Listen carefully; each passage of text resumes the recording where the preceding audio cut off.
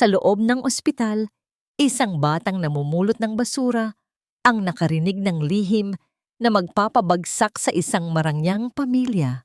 Ang planong pagpatay sa mismong asawa para sa yaman. Hindi alam ni Isabel na ang batang si Angelo ang magiging susi ng kanyang kaligtasan at ng katotohanang minsan na pala silang pinagtagpo ng kapalaran. Ngunit kapag nahayag ang lumang resibo at ang utang na loob ng nakaraan, sino ang tunay na magliligtas kanino? Malamig ang marmol na sahig ng mansyon ng mga De La Vega, ngunit mas nanunuot ang lamig sa puso ni Isabel. Nakaupo siyang mag-isa sa napakahabang mesa na gawa sa kahoy na nara. Isang mesang kayang magpakain ng 20 tao. Ngunit ngayong gabi, tulad ng maraming nagdaang gabi, iisa lamang ang nakahain na pinggan, ang para sa kanya. Ang liwanag mula sa mamahaling aranyang kristal sa itaas ay tila nilalamon ng katahimikan ng buong silid kainan. Nakatitig lamang siya sa kanyang pagkain. Ang imported na steak na kanina'y perpekto pa ang pagkaluto ay nanlalagkit na sa nanigas na sebo. Ang pulang alak sa kanyang kopita ay hindi man lang nababawasan. Nawalan na siya ng ganang kumain. Kanina pa. Isang oras na siyang naghihintay. Isang oras na namang huli si Javier. Meeting. Iyon ang palaging dahilan. Biglang may emergency sa opisina, my love. Noon, pinaniniwalaan niya ang bawat salita. Ngayon, ang mga salitang yon ay parang basag na plakang paulit-ulit na lang at bawat pag-ikot nito ay mas lalong nagkakaroon ng lamat ang kanyang tiwala. Tumayo siya at marahang lumakad patungo sa malaking bintanang salamin na tanawang hardin. Perpekto ang pagkakaayos ng mga halaman. Ang mga ilaw ay nagbibigay ng ginintuang kulay sa mga bulaklak. Lahat sa paligid niya ay perpekto, inayos, at pinagplanuhan. Ang buhay niya ay parang harding ito. Maganda sa paningin, ngunit walang kaluluwa. Isang pamilyar na tunog ng sasakyan ang pumukaw sa kanyang pag-iisip. Dumating na si Javier. Agad niyang inayos ang sarili, pinilit ng ngumiti, at isinuot ang maskara ng isang masayang asawa. Ito na ang kanyang gabi-gabing ritual. Bumukas ang pinto at pumasok si Javier Santiago. Taglay ang karisma na kayang bumighani kahit sino. Matikas sa kanyang mamahaling suit, may ngiti sa mga labi, ngunit ang mga mata nito, may kung anong distansya doon. Isang bakod na hindi niya kailanman nagawang akyatin. My love, I'm home. Malambing na sabi nito. Lumapit ito sa kanya at marahang inihilig ang labis sa kanyang noo. Iyon na iyon. Ang malamig na halik. Walang init. Walang pananabik. Isang obligasyon. Isang halik na mas nagsasabing, nandito na ako, kaysa na-miss kita. Naramdaman ni Isabel ang pamilyar na kirot sa kanyang dibdib. Pinilit niyang huwag ipakita iyon. Kumusta ang araw mo? Tanong niya. Habang tinutulungan itong mag-alis ng coat, may naamoy siyang banayad na pabango. Hindi ito ang pabango ni Javier. Hindi rin ito ang pabango niya. Pabango ng babae. Hindi siya nagsalita. Ano pa nga bang sasabihin niya? Na alam niyang nagsisinungaling ito, na ang mga meeting nito ay may kasamang halakhak at lambingan ng ibang babae? Para saan pa? Mag-aaway lang sila at sa huli, siya pa rin ang lalabas na masama. Ang paranoid na asawang nagdududa. Pagod na pagod, Belle. Ang daming problema sa board. Sagot ni Javier, dire-diretso sa minibar para kumuha ng alak. Kumain ka na ba? Hinihintay kita. Mahinang sagot ni Isabel. Lumingon ito at sa isang saglit nakita niya ang pagkainis sa mga mata nito bago ito muling ngumiti. Sinasabi ko naman sa'yo palagi, huwag mo na akong hintayin. You should eat on time. Ayokong nagugutom ka. Ang mga salita ay puno ng pag-aalala, ngunit ang tono ay blangko. Habang tinitingnan niya ang kanyang asawa, hindi niya maiwasang isipin kung kailan nagsimulang manlamig ang lahat. Dati, ang bahay na ito ay puno ng tawanan. Dati, Ang mga halik ni Javier ay puno ng apoy. Ngayon, abo na lang ang natitira. Sa kabilang dako ng Maynila, sa isang maliit na barong-barong sa Tondo, ang init ay hindi nagmumula sa mamahaling pagkain o magagarang ilaw. Nagmumula ito sa pagmamahal. Pinupunasan ni Angelo Reyes ang noo ng kanyang inang si Lina na kasalukuyang masama ang pakiramdam. Ang maliit na basahan na isinausaw sa maligamgam na tubig ay ang tanging lunas na kaya niyang ibigay. Inay, uminom na po kayo ng gamot. Pakiusap ng batang lalaki.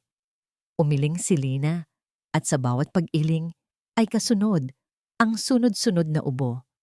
Isang ubo na tila dumudurog sa puso ni Angelo. Wala na anak, bukas ka na lang ulit bumili. Tumingin si Angelo sa maliit na plastic na lalagyan kung saan niya itinatago ang kanilang pera. Binuklat niya ito.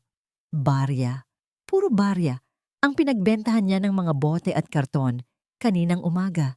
Binilang niya. Kulang na naman. Kaya pa po yan, Nay.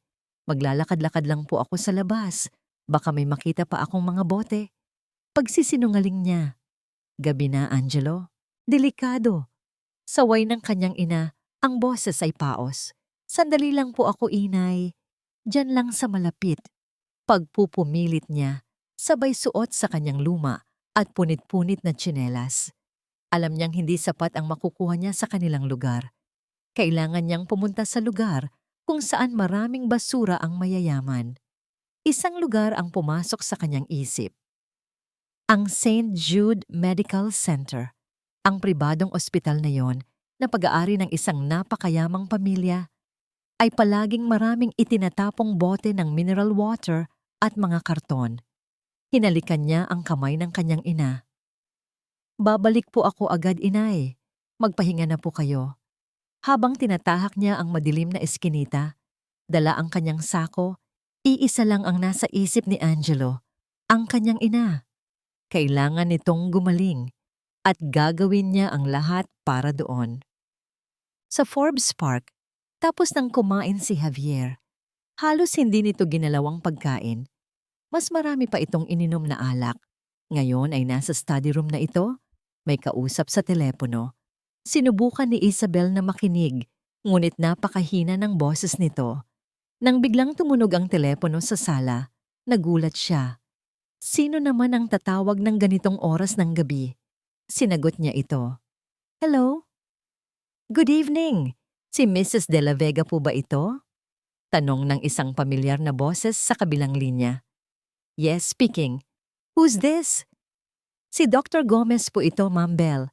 Ricardo Gomez. Kumunot ang noo ni Isabel. Ang personal physician niya. Oh, Doc, napatawag ka? May problema ba? Wala naman po, ma'am. Pasensya na po sa abala. Tumawag lang po ako para ipaalala ang inyong regular check-up. Kung maaari po sana bukas ng gabi. Medyo kailangan lang po nating tingnan ang resulta ng huli ninyong blood test. May napansin lang po akong kaunti. Paliwanag ng doktor. Ang tono nito ay kalmado, ngunit may kakaibang pagmamadali. At hindi niya maalala na may nakaschedule siyang check-up. Bukas ng gabi? Hindi ba pwedeng sa umaga na lang, Doc? Medyo biglaan yata. Pasensya na po talaga, ma'am. Puno po kasi ang schedule ko buong araw. Gabi lang po talaga ako libre. Isang mabilis na check-up lang naman po ito para mapanatag ang loob natin pareho. Giit ni Dr. Gomez. Isang malamig na kaba ang biglang gumapang sa likod ni Isabel. Isang pakiramdam na hindi niya maipaliwanag. Pero iwinaksin niya ito. Baka napapraning lang siya dahil sa mga problema niya kay Javier. Sige, Doc. Anong oras? Mga 8:00 po ng gabi, ma'am. Sa St. Jude. Ipapareserba ko na po ang dati ninyong silid. Okay. See you tomorrow. Pagkababa niya ng telepono, naramdaman niyang nanlamig ang kanyang mga kamay. Isang biglaang check-up. Sa gabi. May mali. May nagsasabi sa kanyang may mali. Ang St. Jude Medical Center ay isang tore ng salamin at bakal na kumikinang sa gitna ng kadiliman ng gabi. Para sa mga mayayaman, ito ay isang kanlungan ng pag-asa. Para kay Angelo, ito ay isang gubat na puno ng mga nakatagong yaman, mga basyo ng bote, mga itinapong karton, at mga lata na katumbas ay ilang baryang makakadugtong sa buhay nila ng kanyang ina. Sanay na siya sa pasikot-sikot dito. Alam niya kung aling pader ang mababa, kung aling bakod ang may maliit na butas na kasya ang kanyang payat na katawan. Alam niya kung saan inilalabas ng mga janitor ang mga basura. Ang kanyang mga galaw ay mabilis at tahimik, tulad ng isang munting anino na gumagapang sa gilid ngayong liwanag. Dala ang kanyang sako, maingat siyang umakyat sa pader sa likurang bahagi ng ospital, sa lugar na malapit sa mga opisina ng mga doktor at sa emergency exit. Dito madalas may mga naiiwan na bote ng tubig ang mga nagmamadaling staff. Habang naglalakad siya ng patiyad sa damuhan, isang liwanag mula sa bintana sa ground floor ang kumuha ng kanyang atensyon. Opisina iyon at may mga boses, dalawang lalaki, nag-uusap. Ang unang likas na ugali ni Angelo ay ang magtago. Bawal siya dito. Isang maling galaw lang, isang pagkakamali, at tiyak na huhulihin siya ng gwardiya. Mabilis siyang lumuhod sa likod ng isang malaking halaman na may mayayabong na dahon.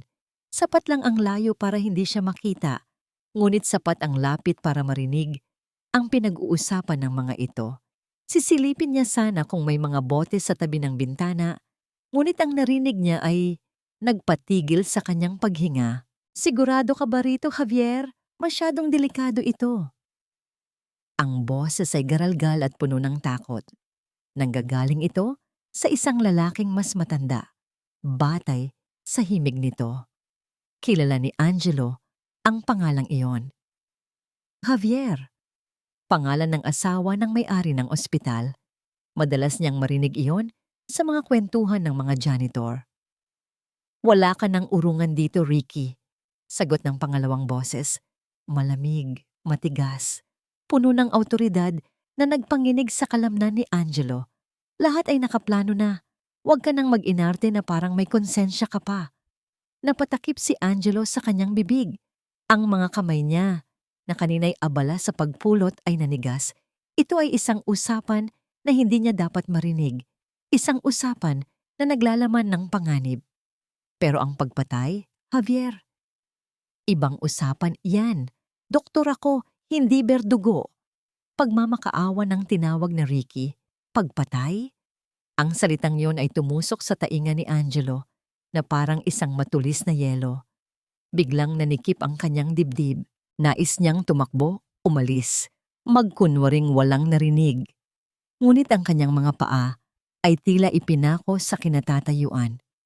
Narinig niya ang isang mapaklang tawa mula kay Javier. Huwag mo akong simulan, Ricky, o baka gusto mong ipaalala ko sa'yo ang nangyari 5 taon na, ang nakalipas. Yung pasyenteng muntik mo nang mapatay dahil sa kapabayaan mo. Isang tawag ko lang sa medical board. Hindi lang ang lisensya mo ang mawawala sa'yo. Baka pati kalayaan mo, pagsisihan mo. Nagkaroon ng mahabang katahimikan. Si Angelo, na nakaluhod sa dilim, ay halos hindi humihinga. Nararamdaman niya ang bawat tibok ng kanyang puso na kumakabog sa kanyang mga tainga. Nang muling magsalita ang doktor, ang boses nito ay basag na at puno ng pagsuko. Ano ang gagawin ko? Simple lang, sabi ni Javier. Ang boses ay kalmado na mas lalong nakakatakot. Bukas ng gabi, darating siya para sa kanyang check-up. Bibigyan mo siya ng injection, isang concentrated na solusyon. It will induce a massive cardiac arrest. Magmumukha itong natural na atake sa puso. Papaano kung may mag-imbestiga? Walang bakas na maiiwan sa dugo pagkalipas ng ilang oras. Detalyadong paliwanag ng doktor, na ngayon ay parang isang propesor na nagtuturo. Sasabihin ko lang na bigla siyang inatake habang binibigyan ko siya ng vitamin supplement. Sino ang magdududa sa'yo? Ikaw ang pinagkakatiwalaan niyang doktor. At sino ang magdududa sa akin? Ako ang nagdadalamhating asawa. Hindi na kinaya ni Angelo. Ang mga salitang narinig niya ay isang lason na unti-unting kumakalat sa kanyang isipan. May papatayin sila. Isang babae, ang asawa ni Javier, at gagamitin nila ang ospital na ito, isang lugar na dapat ay nagbibigay lunas. Sa panginginig ng kanyang katawan, unti-unti siyang umatras. Nais niyang gumapang palayo nang hindi nakakalikha ng kahit anong ingay. Ngunit sa kanyang pag-urong, nasagi ng kanyang kamay ang isa sa mga bote sa loob ng kanyang sako. Klang! Isang mahinang tunog. Ngunit sa nakabibinging katahimikan ng gabi, ang tunog na yon ay parang isang kulog. Biglang natigil ang usapan sa loob. Napapikit ng mariin si Angelo. Ang kanyang puso ay tila aakyat sa kanyang lalamunan. Narinig nila. Narinig nila ako. Ano yon? Tanong ng boses ni Javier, matali-matalerto. Baka pusa lang. Nanginginig na sagot ni Dr. Gomez. Nagkaroon ng ilang segundong katahimikan na tila isang kawalang hanggan para sa batang lalaki. Narinig niya ang mga yabag na papalapit sa bintana. Tingnan mo! Utos ni Javier. Ang boses ay walang emosyon na mas lalong nagpadala ng kilabot sa buong katawan ni Angelo. Tingnan mo kung may daga dyan sa labas na nakikinig. Narinig ni Angelo ang mga yabag na papalapit sa bintana. Ang kanyang mundo ay lumiit hanggang sa naging isang maliit na espasyo sa likod ng mabahong halaman. Hinawakan niya ng mahigpit ang kanyang sako. Ang mga basyo ng bote sa loob ay tila mga batong pabigat na humihila sa kanya pababa sa lupa. Dito na magtatapos ang lahat. Ipinikit niya ang kanyang mga mata. Hinihintay ang paghawi ng mga dahon, ang galit na sigaw ng lalaki, ang mahigpit na pagkakahawak sa kanyang braso. Ngunit isang boses ng nurse mula sa malayo ang biglang umalingaw-ngaw. Dr. Gomez, may emergency po sa room 304, code blue. Narinig ni Angelo ang isang pagmumura mula sa loob. Sinundan ng nagmamadaling mga yabag papalayo sa bintana. Ito na ang kanyang pagkakataon. Hindi na siya nag-isip. Sa isang iglap, ang takot sa kanyang katawan ay napalitan ng purong pagnanais na mabuhay. Binitawan niya ang sako, ang perang para sa gamot ng kanyang ina, ang kanyang tanging pag-asa, at tumakbo. Tumakbo siya na parang hinahabol ng 10 demonyo. Hindi siya lumingon. Tinahak niya ang pader, nilundag ang bakod at isinuot ang sarili sa pamilyar na kadiliman ng mga eskinita ng tondo. Huminto lang siya nang marating niya ang kanilang munting barong-barong. Ang kanyang dibdib ay naghahabol ng hangin at ang kanyang mga tuhod ay nanginginig. Hindi siya nakatulog ng gabing iyon. Ang mga salitang narinig niya ay umuulit-ulit sa kanyang isipan na parang sirang plaka. Pagpatay, atake sa puso, walang bakas. Nakatitig siya sa kanyang natutulog na ina. Ang mukha nito ay payapa, ngunit ang bawat paghinga nito ay may kasamang mahinang tunog na nagpapaalala sa kanya ng sakit nito. Paano kung ang babaeng papatayin nila ay isa ring ina? Paano kung may isang anak din itong naghihintay sa kanyang pag-uwi? Ang pag-iisip na yon ay isang matalim na punyal sa kanyang munting puso. Sino siya para makialam? Isa lang siyang hamak na mga ngalakal ng bote. Walang sino man ang maniniwala sa kanya. Sila ay mayayaman at makapangyarihan. Isa siyang langgam na susubukang banggain ang isang elepante. Pero paano kung wala siyang gawin? Paano kung hahayaan niyang mangyari ang krimen? Makakatulog pa ba siya nang mahimbing sa mga susunod na gabi? Dala-dala ang bigat ng isang buhay na sanay na iligtas niya. Kinabukasan, lumipas ang maghapon na balisa si Angelo. Hindi siya mapakali. Sa huli, nang ang araw ay nagsimula ng lumubog at magbigay daan sa kulay kahel na takip silim, alam na niya ang kanyang gagawin. Nagpaalam siya sa kanyang ina. Sinabing muli siyang mangingilak ng bote. Ngunit sa pagkakataong ito, hindi sako ang kanyang dala, kundi ang bigat ng isang desisyon sa kanyang balikat. Kailangan niyang bumalik. kailangan niyang subukan. 8:00 ng gabi, nasa loob na si Isabel ng isang pribadong silid sa St. Jude. Ang silid ay maluwag at mukhang mamahaling hotel room kaysa sa isang silid sa ospital. Ngunit hindi nito naibsan ang kakaibang lamig na kanyang nararamdaman. Nakatayo sa tabi niya si Javier, hawak ang kanyang kamay. Ang pagkakahawak nito ay mahigpit, ngunit ang init ay hindi umaabot sa kanyang puso. Isa itong pag-arte, at sa kauna-unahang pagkakataon, nakikita niya ito ng malinaw. "Are you okay, my love? You seem pale," tanong ni Javier. Ang boses ay puno ng pekeng pag-aalala. Tumangulang si Isabel. Medyo kinakabahan lang siguro. Bumukas ang pinto at pumasok si Dr. Ricardo Gomez. May dala itong maliit na metal tray na may lamang hiringgilya at ilang bulak. Ngumiti ito. Ngunit ang ngiti ay hindi umabot sa kanyang mga mata. "Good evening, Ma'am Bell. Sir Javier," bati nito. "Huwag po kayong mag-alala, ma'am. Mabilis lang po ito. Isang vitamin supplement lang po para lumakas ang inyong resistensya." Habang inihahanda ni Dr. Gomez ang ineksyon, napansin ni Isabel ang bahagyang panginginig ng mga kamay nito. Pawisan din ang noo nito, kahit na malamig naman ang aircon sa silid. Tumingin siya kay Javier na nakatayo sa isang sulok, ang mga braso ay magkasalikop sa dibdib. Ang postura nito ay tila isang bantay, hindi isang nag-aalalang asawa. Ang kaba sa dibdib ni Isabel ay lalong lumakas. "Doc, ano ba talaga ang laman niyan?" tanong niya. Ang boses ay masarin ni Mibay ay mas matigas kaysa sa kanyang inaasahan. Natigilan si Dr. Gomez.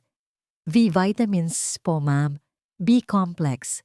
Para po sa stress." "Gusto kong makita ang vial," giit ni Isabel. Nagkatinginan sina Javier at Dr. Gomez. Isang tingin na puno ng kahulugan. Isang tingin na nagkumpirma sa lahat ng hinala ni Isabel. "Bel, ano ka ba? Nagbibiro ka ba?" Sabat ni Javier lumalapit sa kama. "Nag-aalala lang sa'yo si Doc. Magpahinga ka na lang at hayaan mo siyang gawin ang trabaho niya." Hinawakan ni Javier ang kanyang braso at sa pagkakataong ito, naramdaman niya ang puwersa sa likod nito. Isang babala. Si Dr. Gomez naman, na tila nakakuha ng hudyat mula kay Javier, ay mabilis na lumapit sa kanya. Hawak ang nakahandang hiringgilya. "Isang mabilis na tusok lang po, ma'am." Sa labas, tumatakbo si Angelo sa mahabang koridor ng ospital. Ang bawat hakbang niya ay isang pakikipaglaban sa takot na nagsasabing bumalik na siya. Hinihingal at pawisan. Tinanong niya ang isang nurse sa information desk. Nasaan po ang silid ni Mrs. De La Vega?" tanong niya, halos kapos sa hininga. Tiningnan siya ng nurse mula ulo hanggang paa. Ang mga mata nito ay puno ng pagtataka at bahagyang pagkasuklam sa kanyang marungis na itsura. "Bakit mo siya hinahanap, bata? Bawal ang pulubi dito." Kailangan ko po siyang makausap. Importante po. Tungkol po ito sa buhay niya." Pagmamakaawa ni Angelo, ang boses ay nanginginig. Hindi siya pinansin ng nurse at bumalik sa ginagawa nito. Alam ni Angelo na wala ng oras. Naalala niya ang sinabi ng doktor kagabi. Sa dati niyang silid. May ideya siya kung saan iyon. Ang VIP wing, ang pinakadulo ng gusali, hindi na siya nag-aksaya ng panahon. Tinalikuran niya ang nurse at tumakbo ng buong bilis. Ang mga sigaw ng nurse na nagpapahabol sa kanya sa gwardiya ay unti-unting humina sa kanyang likuran. Nakita niya ang pinto. Isang pinto na may gintong plaka. Isabel De La Vega. Hindi siya nagdalawang isip. Ginamit niya ang lahat ng natitirang lakas sa kanyang munting katawan at ibinangga ang sarili sa pinto. Blag! Bumukas ang pinto. Ang eksenang tumambad sa kanya ay eksakto sa kanyang kinatatakutan. Si Isabel De La Vega, nakahiga sa kama, ang muka ay puno ng pagtataka. Si Javier, nakatayo sa gilid, ang muka ay nagpapakita ng gulat at galit. At si Dr. Gomez, nakatayo sa tabi ng kama, ang kamay ay may hawak na hiringgilya. 1 pulgada na lang ang layo mula sa braso ni Isabel. Lahat sila ay napatingin sa kanya, ang marungis na batang lalaki na biglang sumulpot sa gitna ng kanilang perpektong plano. Sa isang iglap, ang lahat ng takot ni Angelo ay nawala. Napalitan ito ng isang tapang na hindi niya alam na taglay niya. Itinuro niya ang hiringgilya at sa abot ng kanyang makakaya, isinigaw ang mga salitang magpapabago sa kanilang lahat. Huwag! Lason, yan! Ang sigaw niya ay umalingaw-ngaw sa loob ng silid, isang sigaw ng katotohanan na bumabasag sa katahimikan ng kasinungalingan. Nagbago ang ekspresyon ni Javier. Mula sa pagkabigla, ito ay naging purong bagsik. Mabilis itong kumilos. Sinunggaban si Angelo sa braso ng napakahigpit. Anong ginagawa ng batang ito dito? Magnanakaw! Sigaw ni Javier. Guard! Guard! Dumating ang mga gwardiya. Tinuro ni Javier si Angelo na ngayon ay umiiyak na hindi dahil sa takot kundi dahil sa sakit ng pagkakahawak nito. Emsem Kebel, sabi ni Javier. Ang boses ay biglang naging malambing at puno ng pagkaawa. Habang nakatingin kay Isabel, tingnan mo, ang batang ito. Sinusubukan tayong pagnakawan at gawan ng kwento. Ang security office ng St. Jude ay maliit, malamig, at amoy disinfectant.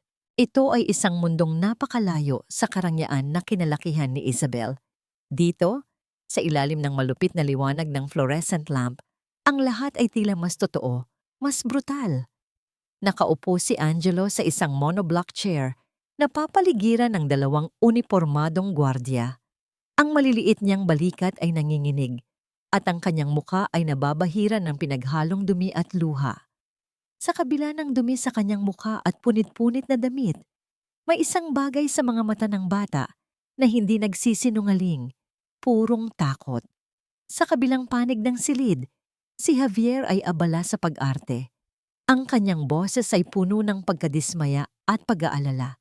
Isang perpektong pagganap para sa mga gwardiya at sa nag-iisang manonood na nais niyang kumbinsihin ang kanyang asawa. Hindi ko maintindihan kung paano nakapasok ang batang yan dito, sabi ni Javier sa hepe ng seguridad. Nakita niyo naman, Mrs. De La Vega was in distress, tapos bigla na lang siyang susulpot at maninigaw ng kung ano-anong kasinungalingan. Malinaw na gusto lang niyang manggulo para makapagnakaw o makahingi ng pera. Tinanong ng hepe si Angelo. Totoo ba yon, bata? Nagsisinungaling ka lang ba? Umiling si Angelo. Ang mga luha ay muling bumalong sa kanyang mga mata. Ha, hindi po. Narinig ko po sila kagabi. Sa may bintana po. Sabi po nila, lason daw po yung injection para magmukha daw pong atake sa puso. Ang bawat salita ay hirap na hirap niyang binibigkas sa gitna ng kanyang mga hikbi. Ngunit ang mga detalye ay tumatama kay Isabel na parang mga maliliit na karayom. Paano malalaman ng isang bata ang mga ganoong bagay? Tingnan mo, malumanay na sabi ni Javier, lumalapit kay Isabel at muling hinahawakan ang kanyang kamay. Belle, my love, you're not well, you're stressed. Baka may narinig nga siya, pero alam mo na ang mga bata, malikot ang imahinasyon. Baka narinig niya ang atake sa puso at injection mula sa ibang pasyente at gumawa na siya ng sarili niyang kwento sa isip niya. He's just trying to get money from us.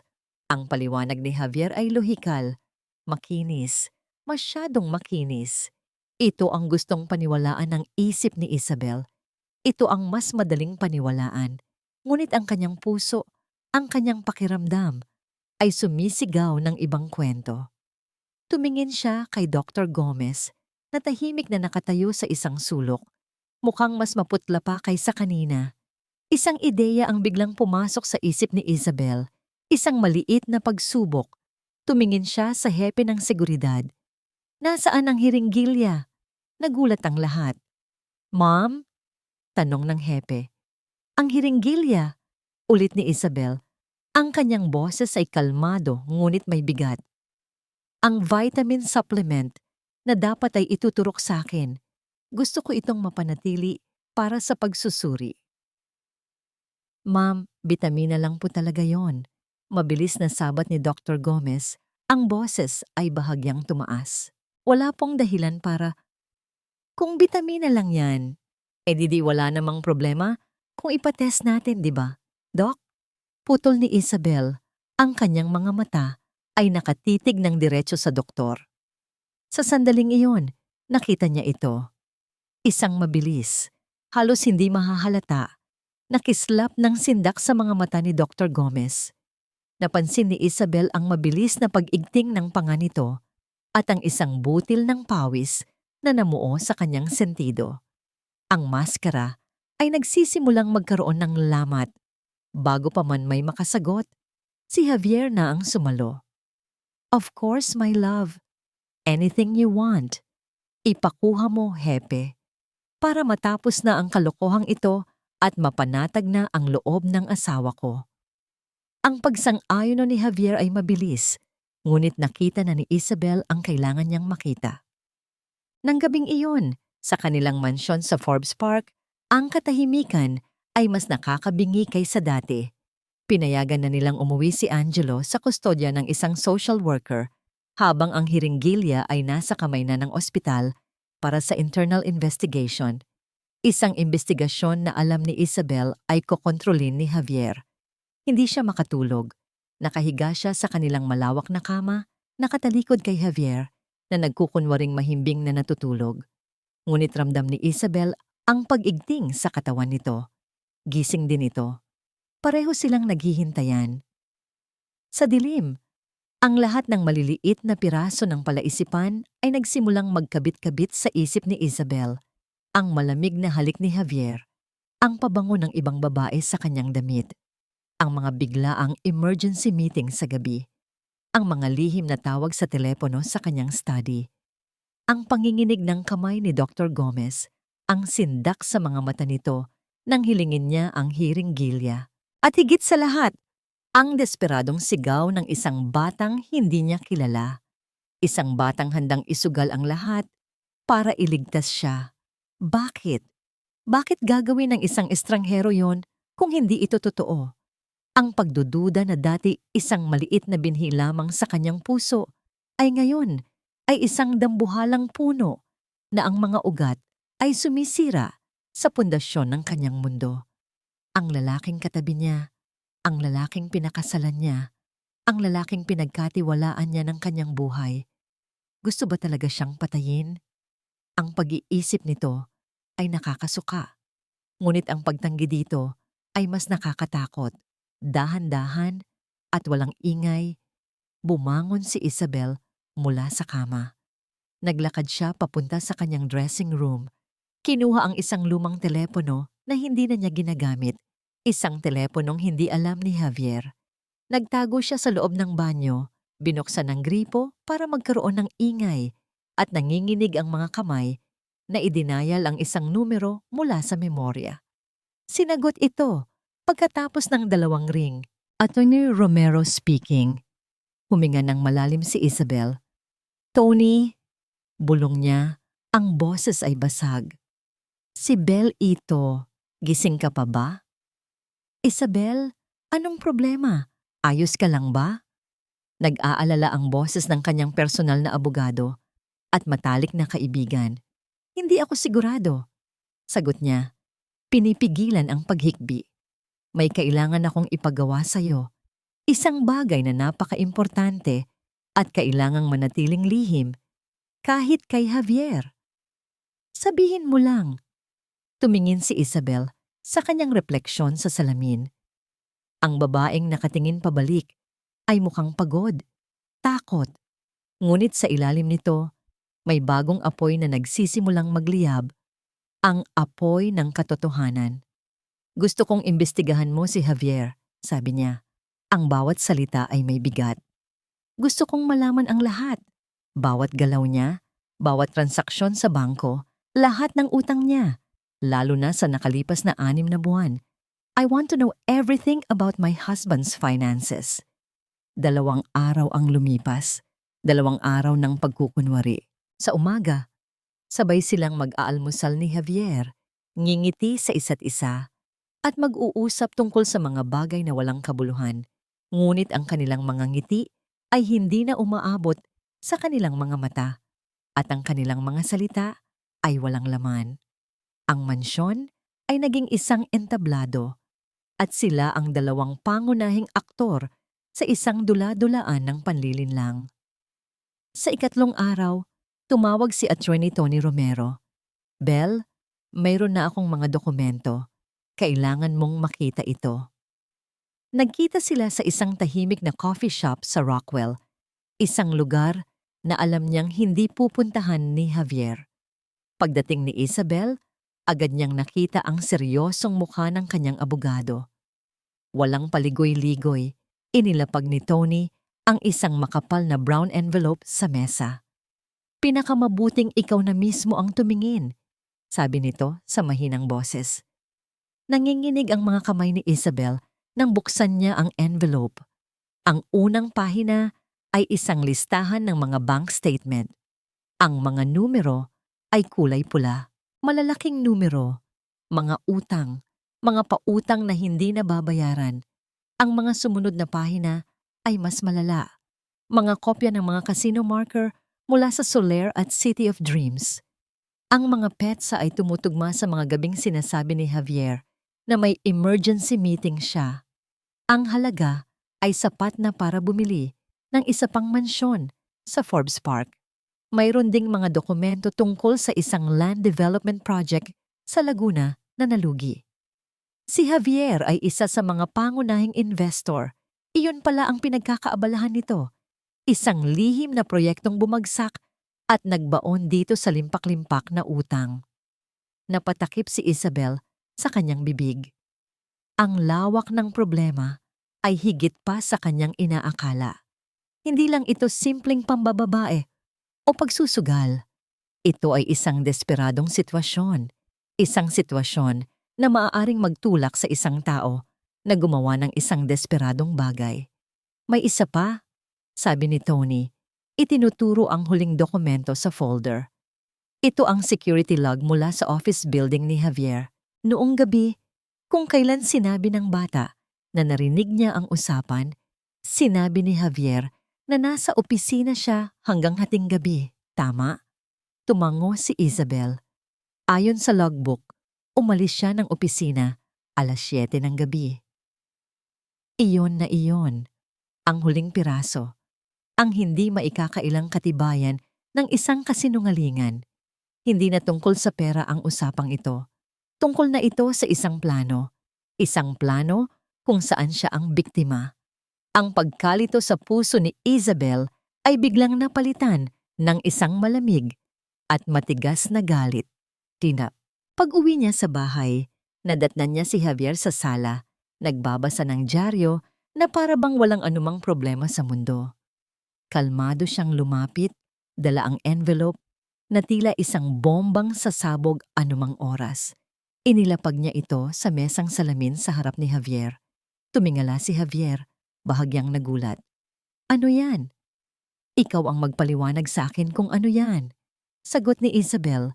Ang boses ay walang emosyon. Binuksan ni Javier ang envelope.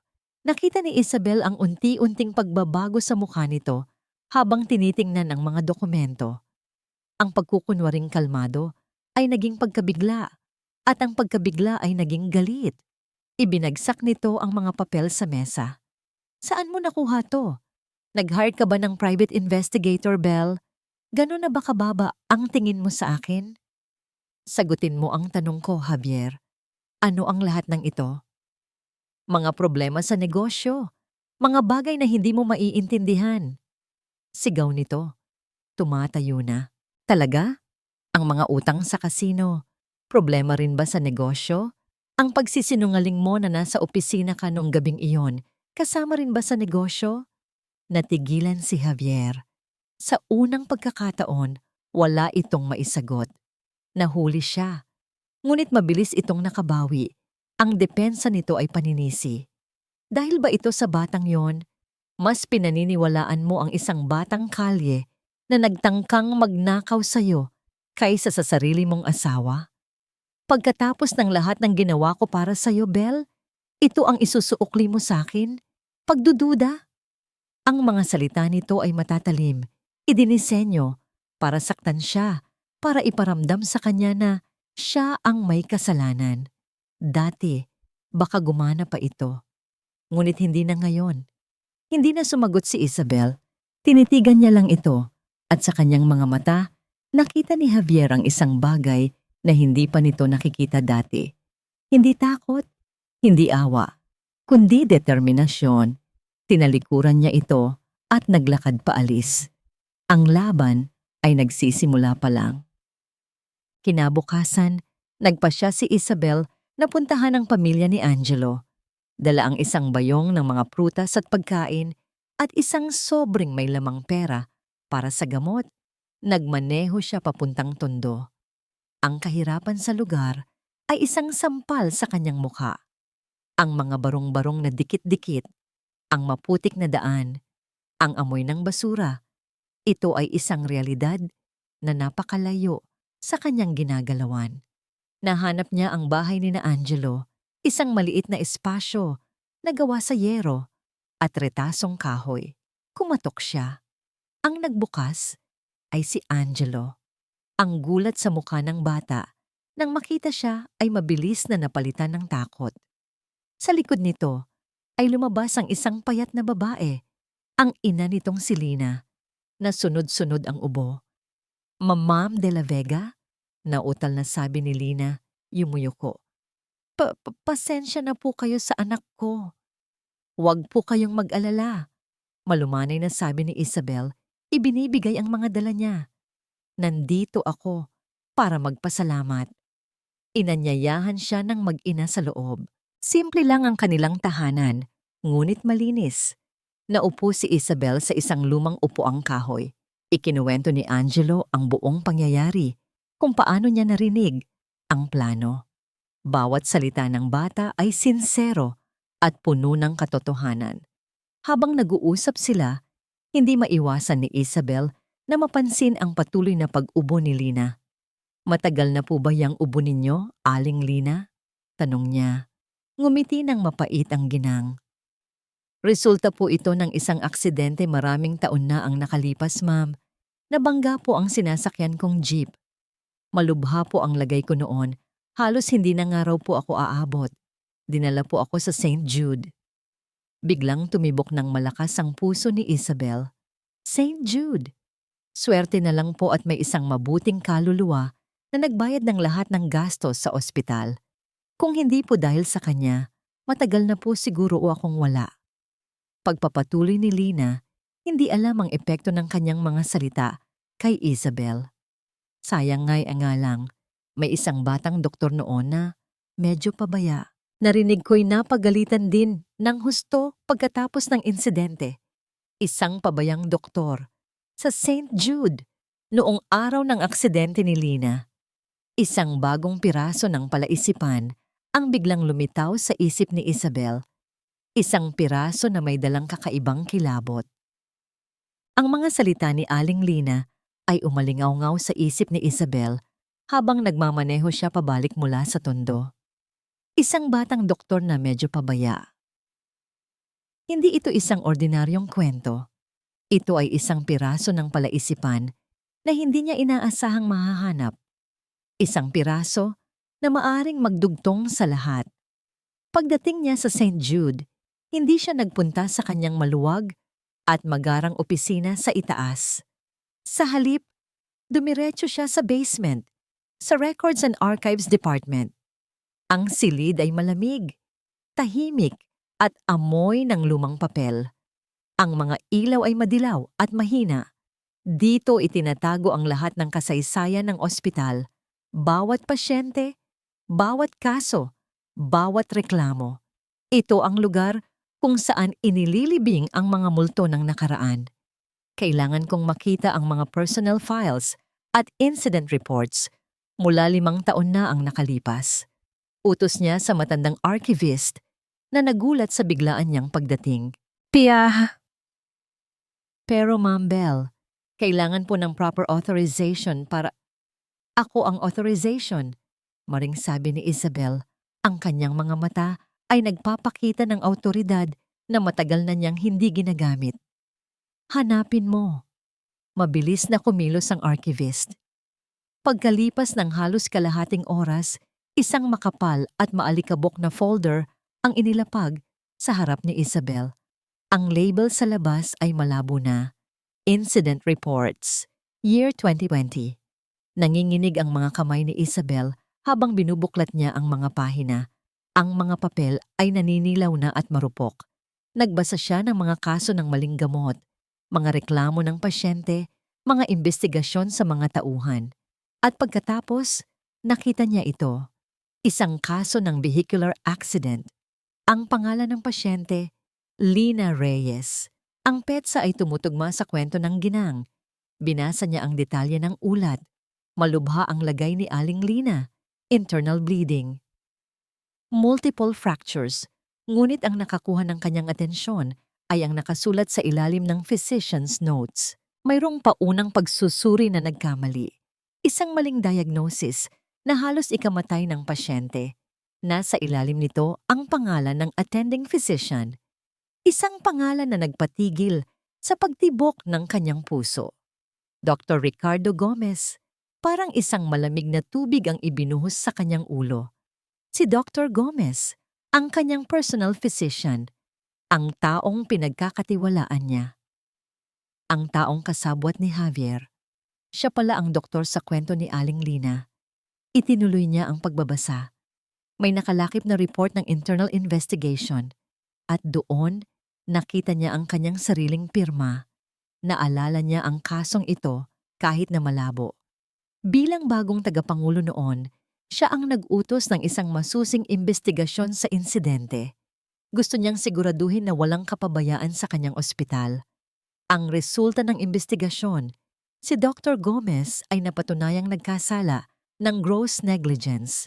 Ngunit dahil sa mga koneksyon nito sa board at sa kakulangan ng formal na demanda mula sa pamilya ng pasyente, naabala sa pag-aalala sa kalagayan ni Aling Lina. Ang parusa ay naging isang simpleng reprimand at suspension sa halip na pagkatanggal ng lisensya. Isang maikling flashback ang biglang pumasok sa kanyang isipan. Isang batang doktor na nakatayo sa harap ng kanyang mesa sa opisina, ang ulo ay nakayuko. Si Dr. Gomez, hindi ko po sinasadya, Ma'am Bell. Pagmamakaawa nito noon. Ang buhay ng pasyente ang nakasalalay dito, Doktor. This will be on your permanent record. Malamig na sagot niya noon. Naalala niya ang itsura ng doktor nang itaas nito ang kanyang ulo. Ang mga mata nito, walang pagsisisi, walang hiya. Ang nakita niya ay purong galit. Isang galit na tahimik at malalim. Isang galit na nakatutok sa kanya. At sa sandaling iyon, sa malamig at maalikabok na silid ng archives, naunawaan ni Isabel ang lahat. Ang motibo ni Dr. Gomez ay hindi lang pera. Ito ay hindi lang dahil sa pagbabanta ni Javier. Ito ay paghihiganti. Paghihiganti sa kanya, ang babaeng sumira sa kanyang reputasyon. Si Javier ay hindi lang ng blackmail. Ginamit nito ang isang natutulog na galit, isang multo ng nakaraan, para isagawa ang kanyang masamang plano. Ang dalawang lalaki ay magkaalyansa, hindi lang sa kasakiman, kundi sa puot. Ang pagtuklas na ito ay mas masakit kaysa sa pagtataksil ni Javier dahil ang panganib ay mas malalim at mas personal kaysa sa kanyang inaakala. Hindi lang ito isang krimen ng pagkakataon, ito ay isang pinagplanuhang pagpatay na may pinag-ugatan sa nakaraan. Isinara ni Isabel ang folder. Ang alikabok ay lumipad sa hangin, sumasayaw sa sinag ng mahinang ilaw na parang mga kaluluwa ng mga lihim na ngayon ay nabubuhay muli. Tumayo siya. Ang kanyang katawan ay puno ng bagong determinasyon. Alam na niya ngayon kung gaano kalaki ang halimaw na kanyang kinakalaban. Hindi na siya ang Isabel na nagdududa. Ngayon, siya na ang Isabel na nakakaalam. At handa na siyang lumaban.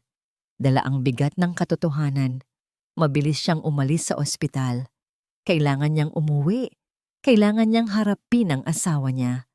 Pagbukas niya ng pinto ng kanilang mansyon, ang katahimikan na sumalubong sa kanya ay kakaiba. Tila may mali. Naglakad siya papasok at nakita niya ang pinto ng kanyang personal na study na bahagyang nakabukas. Isang silid na hindi kailanman pinapasok ni Javier. Dahan-dahan siyang sumilip at doon nakita niya si Javier. Nakatalikod ito, abalang-abala, sa paghahalungkat sa kanyang mga drawer. Hinahanap ang mga dokumentong ibinigay ni Attorney Romero. Hinahanap ang mga ebidensya laban sa kanya. Alam na nito. Alam na ni Javier na alam na niya. Ang dula-dulaan ay tapos na. Ang tunog ng pagbagsak ng isang libro sa sahig ang nagpatigil kay Javier sa kanyang paghahalungkat. Dahan-dahan itong lumingon at nang makita niya si Isabel na nakatayo sa may pinto, ang kanyang mukha ay hindi nagpakita ng pagkagulat o hiya. Sa halip, ang nakita ni Isabel ay isang malamig na pagtanggap sa hindi maiiwasan. Naghahanap ka ba nito? Tanong ni Isabel, ang boses ay matatag. Itinaas niya ang isang kamay, hawak ang isang kopya ng mga dokumento na ibinigay sa kanya ni Tony. Ang orihinal ay nasa ligtas ng kalagayan. Ang maskara ni Javier ay tuluyan ng nalaglag. Wala na ang mapagmahal na asawa. Wala na ang charming na negosyante. Ang kaharap ngayon ni Isabel ay isang estranghero. Isang desperadong lalaki na walang nang natitirang pagpipilian. Alam mo na pala, sabi nito, ang boses ay walang emosyon. Kung ganoon, mas mapapadali ang lahat. Bakit, Javier? Iyon lang ang tanong na lumabas sa bibig ni Isabel. Isang tanong na hindi lang naghahanap ng dahilan, kundi ng kahit kapirasong bakas ng lalaking minsan niyang minahal. Tumawa si Javier, isang tawang mapakla at walang saya. Bakit? Dahil pagod na akong maging si Mr. De La Vega. Pagod na akong mabuhay sa anino mo, sa anino ng pera mo. Lahat ng ito, ikinumpas nito ang kamay sa buong silid. Ikaw ang nagpagod, hindi ako. Ako? Isa lang akong palamuti sa maganda mong buhay. Isang asawa na kailangan mong iparada sa publiko. Binigay ko sa iyo ang lahat. Giit ni Isabel, hindi mo binigay, Belle. Ipinahiram mo lang. Sagot ni Javier, humahakbang palapit. Bawat hakbang nito ay tila nagpapaliit sa silid, nagpapakipot sa mundo ni Isabel. Pero tapos na yon. Ngayon, oras na para ako naman ang makinabang. Sa unang pagkakataon sa buong buhay niya, nakaramdam si Isabel ng tunay na takot kay Javier. Hindi ito ang galit na nakikita niya sa kanilang mga pag-aaway noon. Ito ay isang bagay na mas madilim, mas mapanganib. Anong gagawin mo? Tanong niya. Simple lang, sabi ni Javier habang kinukuha ang telepono mula sa bulsa. Magpapahinga ka muna. Masyado ka ng stressed. Baka kung ano pa ang maisip mong gawin. May idinayal ito sa telepono. Pumasok na kayo. Ilang segundo lang, dalawang malalaking lalaki na nakasuot ng itim na polo. Polo shirt ang pumasok sa study. Hindi sila mukhang ordinaryong gwardiya. Mukha silang mga kolektor ng utang, mga taong sanay sa pananakot. Simula ngayon, sila ang mag-aalaga sa'yo, sabi ni Javier. Hindi ka maaaring umalis ng bahay. Hindi ka maaaring gumamit ng telepono. Magpapahinga ka lang, my love. Hanggang sa bumuti ang pakiramdam mo. Ang huling mga salita ay puno ng pagbabanta. Sinubukan ni Isabel na tumakbo, ngunit huli na. Ang isang lalaki ay humarang sa pinto, habang ang isa naman ay kinuha ang kanyang cellphone mula sa kanyang kamay. Javier, huwag mong gawin to. Sigaw niya. Ang kanyang boses ay naghahalo ng galit at kawalan ng pag-asa. Ngunit si Javier ay hindi na nakikinig. Tinalikuran na siya nito. Ang mansyon sa Forbes Park, na dati simbolo ng kanyang tagumpay, ay opisyal ng naging kanyang gintong hawla. Sa tondo, ang takot ay may ibang muka. Isang hapon, habang naglalaro si Angelo sa labas ng kanilang barong-barong, Isang itim na kotse na hindi pamilyar sa lugar ang huminto sa kanilang tapat. Bumaba ang isang lalaking matangkad at nakasalamin. Hindi ito nagsalita. Tiningnan lang si Angelo mula ulo hanggang paa bago kumatok sa kanilang pinto. Si Aling Lina ang nagbukas. "Sino po sila?" tanong nito. Yakap-yakap si Angelo na tumakbo sa kanyang likuran. Hindi sumagot ang lalaki. Sa halip, naglabas ito ng isang makapal na sobrang puti at iniabot kay Aling Lina. "Ano po ito?" "Tulong." Simpleng sagot ng lalaki. Mula sa isang nag-aalalang kaibigan. Diyan na lahat ng pambili mo ng gamot at pagkain sa loob ng 1 taon. Nanginginig na binuksan ni Aling Lina ang sobre. Naglalaman ito ng mga bundle ng tig-1,000 piso. Isang halaga na hindi pa niya nahahawakan sa buong buhay niya. Pero bakit po?" Tumingin ang lalaki kay Angelo. Ang mga mata nito sa likod ng madilim na salamin ay tila 2 piraso ng yelo. "Bilang kapalit, kailangan niyo lang gawin ang isang simpleng bagay." "Ano po yon?" "Manahimik," sabi ng lalaki. Ang boses ay malamig at matalim. "Naiintindihan niyo ba? Ituring niyo na lang na masamang panaginip ang nangyari sa ospital.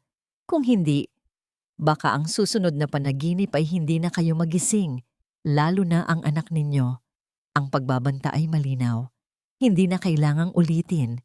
Nang umalis ang kotse, nanginginig na niyakap ni Aling Lina ang kanyang anak. Ang pera sa kanyang kamay ay hindi nagbigay ng kapanatagan, kundi ng matinding takot. Ito ay perang may kapalit na dugo. Sa loob ng kanyang hawla, sinubukan ni Isabel ang lahat. Sinubukan niyang kausapin ang mga gwardiya, ngunit para silang mga estatwang bato. Sinubukan niyang sumigaw mula sa bintana, ngunit ang kanilang mansyon ay napapalibutan ng matataas na pader. Ang landline ay pinutol. Ang internet ay nawala. Ang kanyang mga katulong ay binigyan ng biglaang leave. Siya at ang kanyang mga bantay na lang ang tao sa malaking bahay. Araw-araw, dinadalhan siya ni Javier ng pagkain sa kanyang silid. Umaarteng parang walang nangyari. "Kumusta ang araw mo, my love? Nakapagpahinga ka ba ng mabuti?" Ang kabaliwan ng sitwasyon ay unti-unting kumakain sa katinoan ni Isabel. Nararamdaman niyang paubos na ang kanyang oras. Isang gabi, narinig niya ang pagtunog ng telepono sa study room ni Javier sa ibaba. Alam niyang nandoon ito. Naghintay siya. Pagkaraan ng ilang minuto, narinig niya ang mga yabag nito papaakyat. Tahimik siyang lumapit sa pinto ng kanyang silid tulugan at nag-antay. Habang dumadaan si Javier sa tapat ng kanyang pinto, narinig niya itong may kausap sa telepono. Ang abogado niya, si Tony. "Paulit-ulit ko nang sinasabi sa iyo, Attorney Romero," sabi ni Javier. Ang boses ay puno ng pagkaini. Ayaw siyang magpaistorbo. "She's resting. Pagod na pagod siya. Kaya pwede ba tigilan mo na ang pagtawag dito?" Isang mahabang katahimikan. "Hindi. Hindi mo siya maaaring kausapin. At kung tatawag ka pa ulit dito, I will file a restraining order against you. Understood?" Narinig ni Isabel ang pag-end ng tawag. Sa sandaling iyon, gumuho ang kanyang huling pag-asa. Pinutol na ni Javier ang kanyang huling koneksyon sa labas. Siya ay tuluyan ng nag-iisa.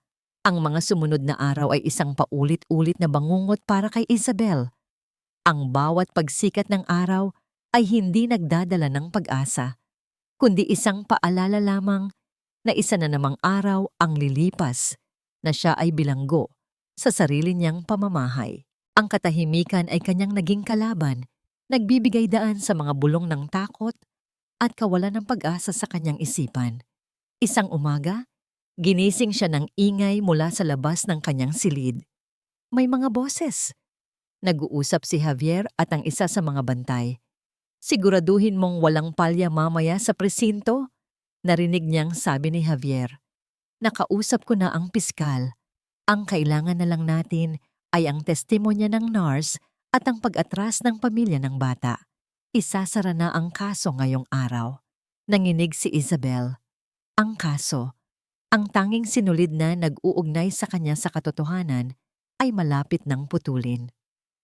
Sa presinto ng pulisya, ang hangin ay siksik at mabigat. Magkahalong amoy ng pawis, papel, at pag-aalala. Nakaupo si Angelo sa isang mahabang bangkong kahoy katabi ang kanyang ina. Mahigpit ang hawak ni Aling Lina sa kamay ng anak. Ang mga mata nito ay namumugto, bunga ng ilang gabing walang tulog. Sa harap nila, isang pulis ang kumukuha ng pahayag mula sa isang nurse. Ang nurse na yon, na nakita ni Angelo noong gabing tumakbo siya sa ospital, ay nagsasalita ng may kumpiyansa. "Opo, sir," sabi ng nurse. Ang boses ay matatag. "Nakita ko po ang batang yan malapit sa medicine cabinet bago po ang insidente. Nagulat nga po ako at tinanong kung anong ginagawa niya doon, pero tumakbo na po siya. Malinaw po, may masama siyang intensyon." Isang kasinungalingan, isang napakalaking kasinungalingan. Ngunit paano niya ito lalabanan? "Angelo, anak," bulong ni Aling Lina, ang boses ay nanginginig.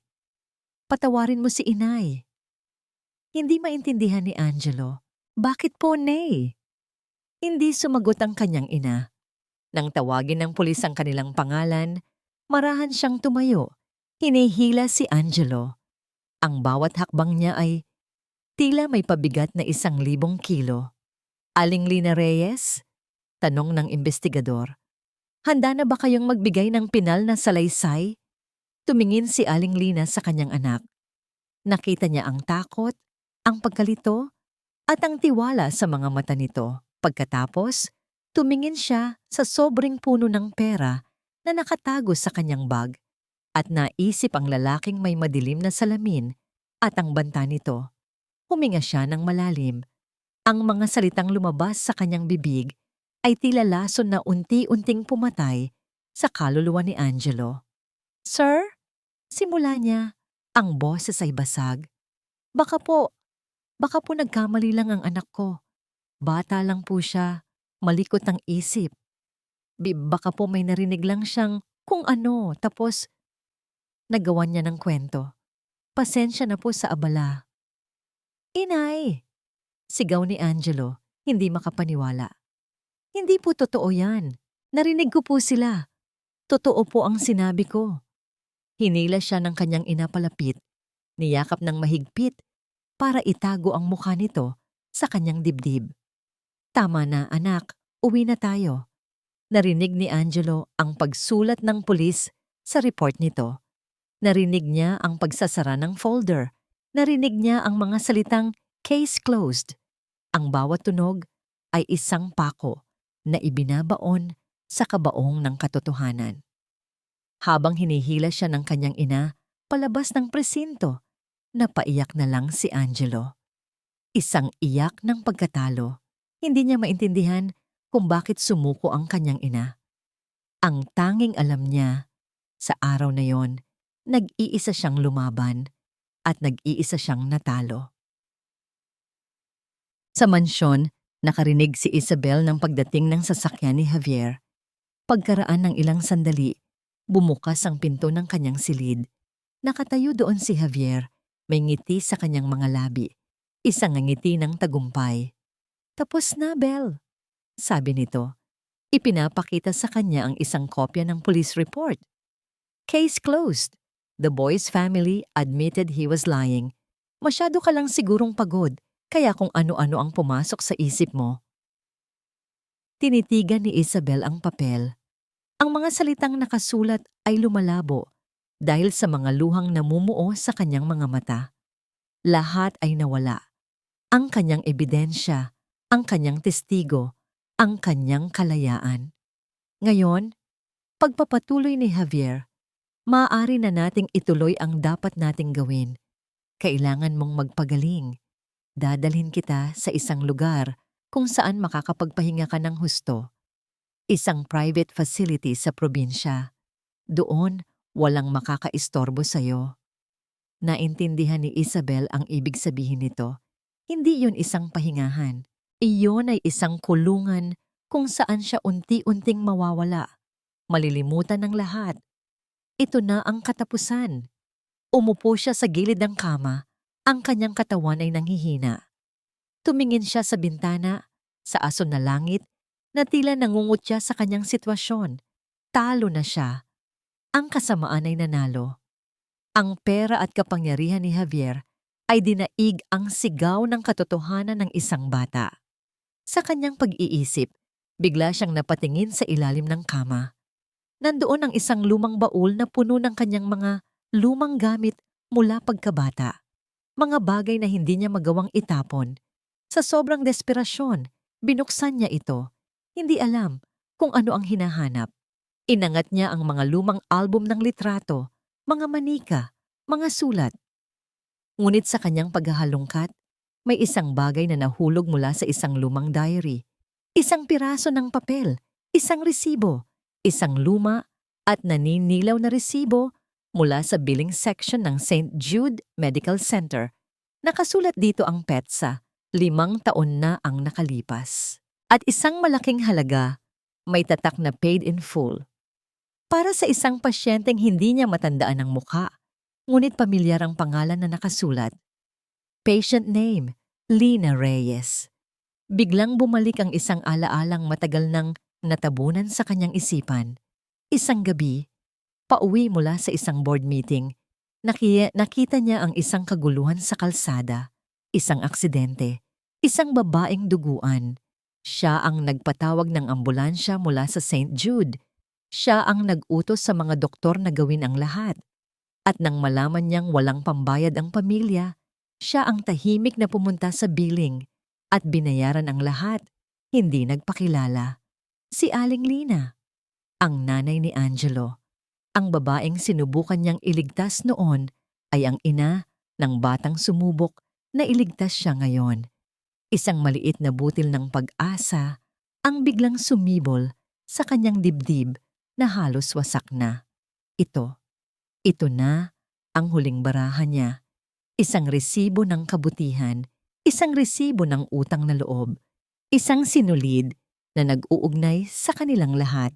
Ang luma at naninilaw na resibo ay tila isang nagbabagang bakal sa kamay ni Isabel. Hindi ito isang piraso ng papel lamang. Ito ay isang testamento, isang katibayan ng isang koneksyon na hindi sinasadya, isang kabutihang loob na naghihintay ng tamang panahon upang mamunga. Ang kawalan ng pag-asa na bumabalot sa kanya ay biglang nagkaroon ng siwang, isang maliit na sinag ng liwanag. Ngunit paano niya ito magagamit? Nakakulong siya. Walang telepono, walang paraan para makalabas. Tumingin siya sa paligid ng kanyang silid. Ang kanyang isip ay tumatakbo ng mas mabilis kaysa dati. Kailangan niya ng paraan. Kahit anong paraan. Ang kanyang mga mata ay napadpad sa isang lumang laptop na nakatago sa ilalim ng kanyang study table. Isang modelong hindi na niya ginagamit. Bago pa man siya ikulong ni Javier, hindi nito ito pinansin, marahil sa pag-aakalang sira na ito o walang silbi. Pero alam ni Isabel na gumagana pa ito. Nag-antay siya. Nag-antay siya hanggang sa lumalim ang gabi at ang buong mansyon ay nabalot na ng katahimikan. Nang sigurado na siyang tulog na ang kanyang mga bantay, dahan-ahan siyang gumapang palabas ng kama at kinuha ang laptop.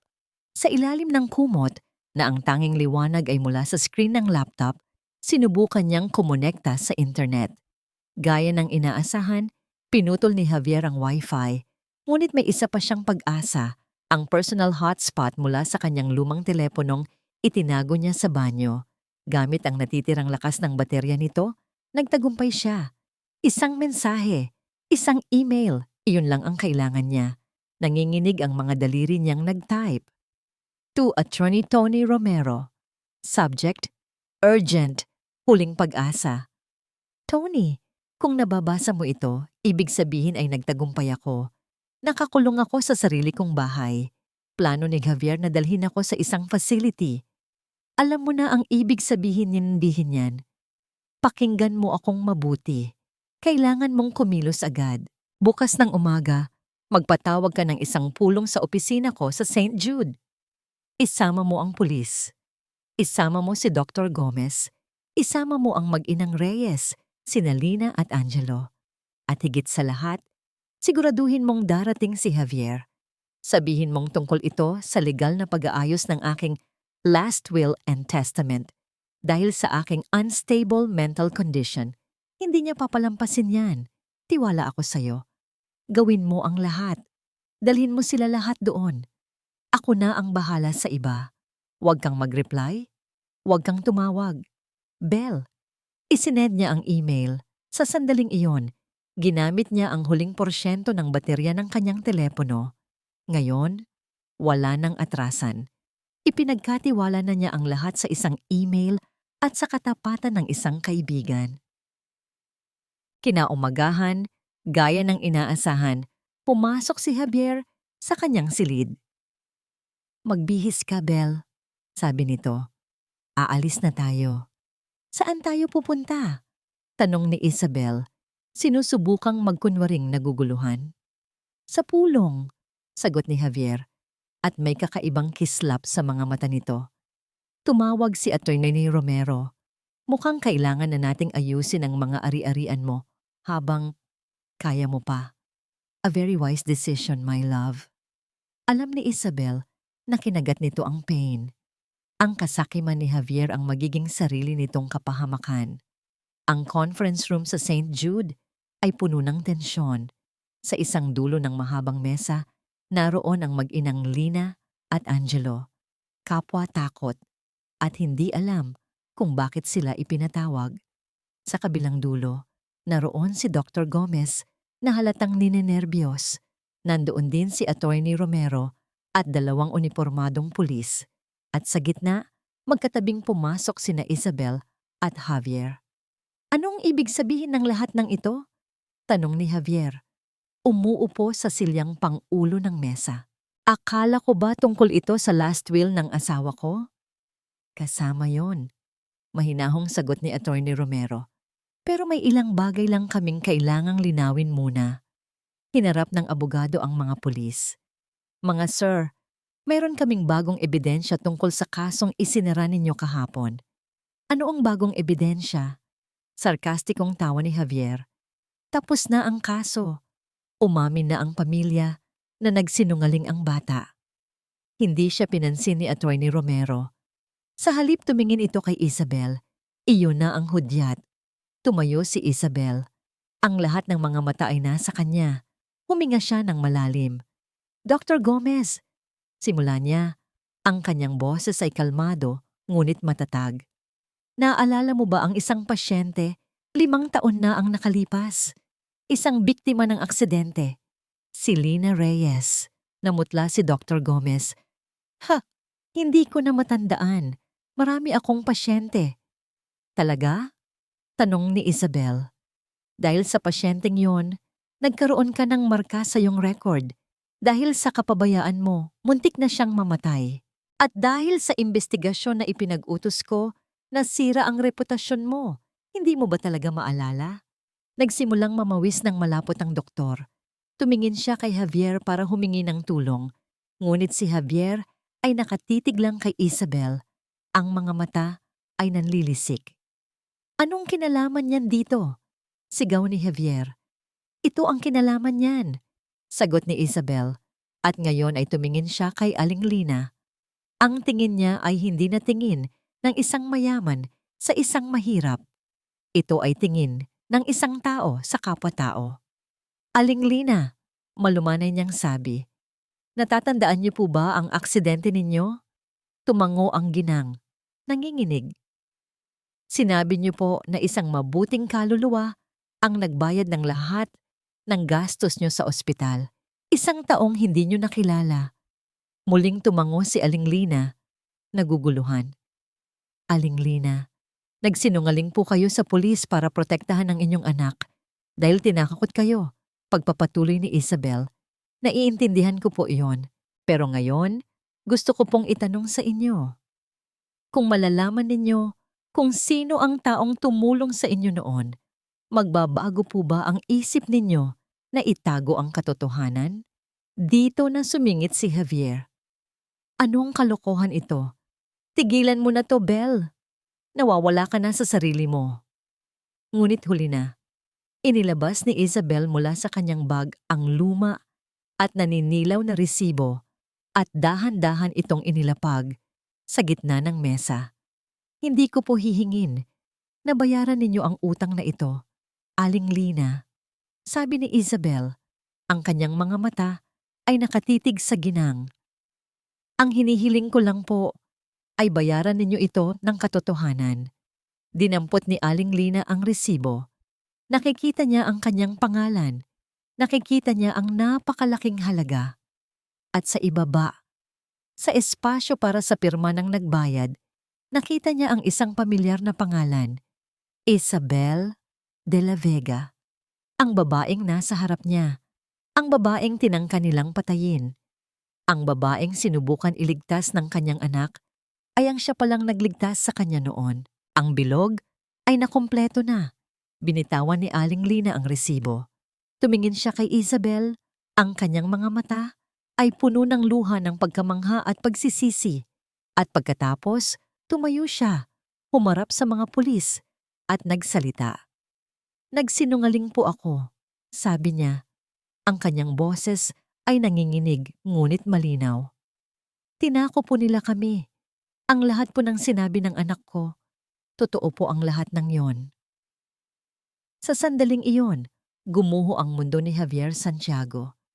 Tumingin siya kay Dr. Gomez na ngayon ay nakayuko na sa mesa, umiiyak. At si Dr. Gomez na wala ng matatakbuhan at puno ng takot ay tumingin sa mga pulis. Itinaas ang isang nanginginig na daliri at itinuro si Javier. Siya po ang nag-utos sa akin ng lahat.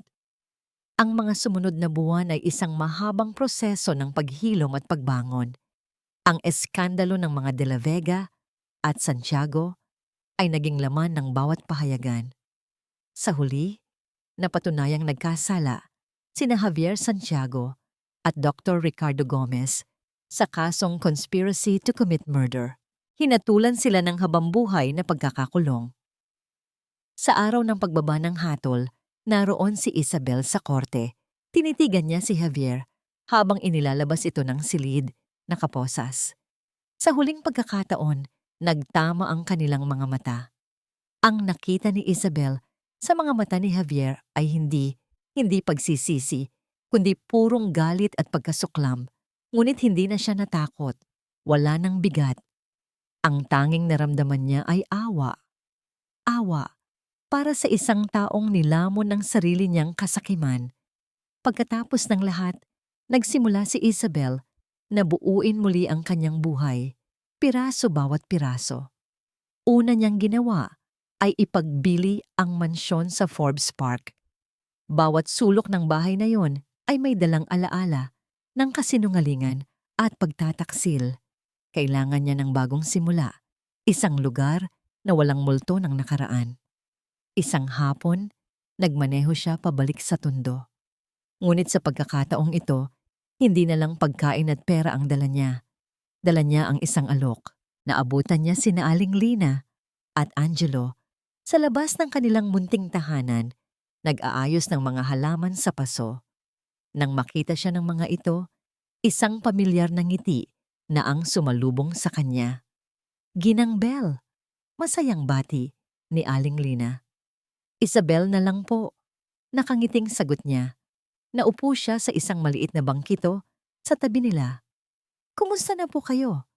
Kumusta ang pag-aaral mo, Angelo? Ayos na po, ma'am. Isabel, sagot ni Angelo. Medyo nahihiya pa rin. Salamat po sa tulong ninyo sa scholarship ko. Huminga ng malalim si Isabel. Mayroon akong gustong sabihin sa inyo. Isang alok, kung papayag kayo. Tumingin siya sa kanilang dalawa. Ang kanyang puso ay puno ng sinseridad. Alam kong wala akong karapatang humingi ng kahit ano pa sa inyo, pero gusto ko sanang maging bahagi ng buhay ninyo. Kung papayagan ninyo, gusto ko sanang ampunin si Angelo bilang aking sariling anak. Nagulat ang mag-ina. Gusto kong bigyan siya ng magandang kinabukasan na nararapat sa kanya. Pagpapatuloy ni Isabel, Ang kanyang boses ay bahagyang nanginginig. At kayo naman po, Aling Lina. Gusto ko sanang sumama kayo sa amin sa bago kong lilipatang bahay, hindi bilang katulong, kundi bilang pamilya, para maalagaan ko po kayo bilang pagtanaw ng utang na loob sa ginawa ng anak ninyo para sa akin. Nagsimulang mamuo ang luha sa mga mata ni Aling Lina. Hinawakan niya ang kamay ni Isabel. Ginang Isabel, kami po ang may malaking utang na loob sa inyo, noon at ngayon. Tumingin siya kay Angelo na nakatingin din kay Isabel. Sa mga mata ng bata, wala nang takot, kundi paghanga at pagmamahal. Dahan-dahan itong tumango. Sa sandaling iyon, sa gitna ng isang simpleng komunidad sa Tondo, isang bagong pamilya ang nabuo. Isang pamilyang hindi binuo ng dugo, kundi ng utang na loob, pasasalamat at pagmamahal na dumaan sa pinakamatinding pagsubok. Makalipas ang isang taon, ang bukang liwayway sa tabing dagat ay nagpinta ng kulay ginto at kahel sa kalangitan. Ang tunog ng mga alon ay isang mahinang musika. Naglalakad sa buhanginan ang tatlong tao, si Isabel, si Angelo, at si Aling Lina. Malusog na si Aling Lina. Si Angelo naman ay tumangkad at puno ng sigla. Ang kanyang mga mata ay nagniningning sa tuwa. At si Isabel, sa kauna-unahang pagkakataon sa loob ng maraming taon, ay may tunay na ngiti sa kanyang mga labi. Isang nangiting abot hanggang sa kanyang mga mata. Tumigil sila para panoorin ang pagsikat ng araw. Ang ganda po pala dito, Naybel, sabi ni Angelo. Niyakap siya ni Isabel. Naybel, ang sarap pakinggan. Oo, anak. Ito ang simula ng isang bagong araw. Hinawakan niya ang kamay ni Aling Lina sa kabilang panig. Magkahawak kamay silang tatlo. Isang hindi perpektong tatsulok ng mga taong pinagtagpo ng isang madilim na kabanata, ngunit pinagbuklod ng liwanag ng pag-asa. Noong nakaraang linggo, opisyal na inilunsad ang Angelo Foundation, isang pundasyong itinatag ni Isabel para tulungan ang mga batang mahihirap ngunit matatalino na makapagtapos ng pag-aaral. Ang kanyang trahedya ay naging isang legasiya ng pagtulong. Ang kanyang sakit ay naging isang hardin ng pag-asa para sa iba. Habang pinapanood nila ang araw na unti-unting umaangat mula sa dagat, alam ni Isabel na ang kanyang paglalakbay ay hindi pa tapos. Ngunit ngayon, hindi na siya nag-iisa. Natagpuan niya ang tunay na pamilya sa mga taong hindi niya inaasahan. Natutunan niyang ang tunay na yaman ay hindi nasusukat sa pera, kundi sa mga pusong nagmamahal sa'yo. At sa katahimikan ng umagang yon, kasama ang kanyang bagong pamilya, naramdaman ni Isabel ang kapayapaan. Isang kapayapaang mas matimbang pa sa lahat ng gintong nawala sa kanya. Dahil ang kanyang natagpuan ay isang bagay na hindi kayang bilhin ng pera. Isang bagong simula. Isang bagong bukang liwayway.